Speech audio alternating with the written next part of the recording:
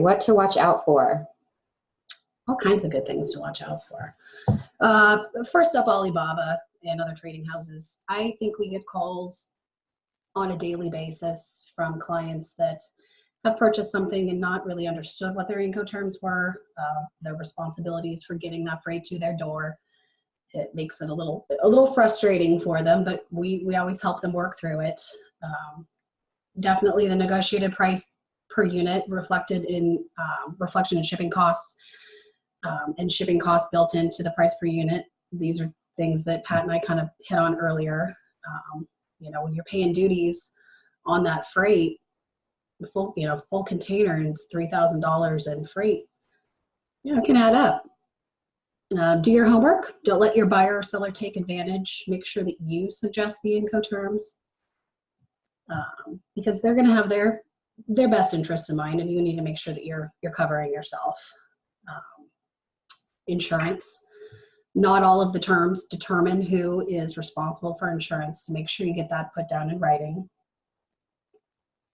Selling DDP and not addressing VAT and GST.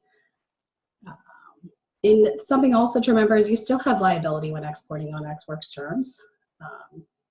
Even with your AES, you're responsible for supplying the proper information to the forwarder for the foreign principal party of interest to make sure that it's correct information.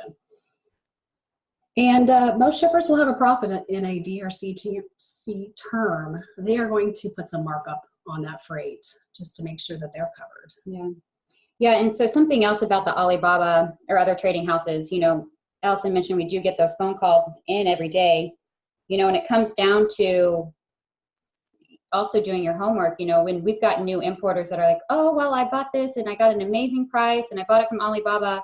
And then you're like, well, they only routed this to LA. Do you realize that you need to still pay for it to get to your door in the middle of America? Or, when it's all said and done, could you have bought this cheaper here domestically? So we run into that a lot just because people aren't looking at their Incoterms. They're not really getting a clear communication as to where the cargo is going.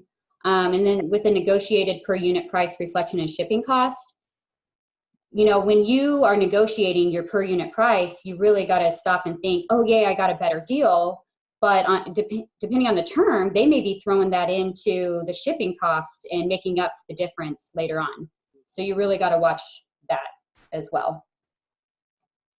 And one thing I'll mention with why we recommend FOB on an import. At the end of the day, you're paying for the freight charges. And if I'm paying for something, I want control of it. If I'm going to go buy a car, I want to pick the rear view camera in there. I want the color. I want to relate that. You want to know the service level too. You want to make sure that you have perhaps the fastest transit. And if you're buying on a C term or a D term on an importation, you lose all of that. Right. And that freight forwarder is not working for you.